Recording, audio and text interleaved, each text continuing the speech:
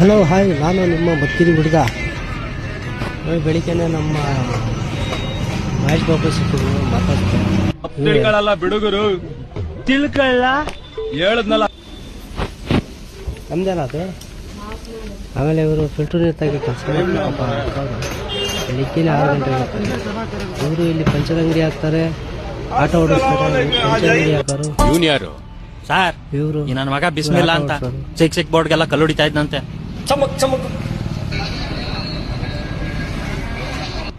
ಯಾರು ಇವನು? ಬಂದ್ಬಿಟ್ಟು ಸುಂದ್ರ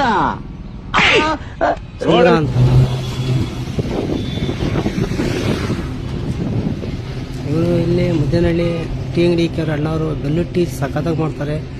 ಬನ್ನಿ ನಾವು ಕುಡಿಯೋಣ, ನೀವು ಕುಡಿಯೋಣ. ಮಾಡ್ತಾರೆ ಅಣ್ಣವರು.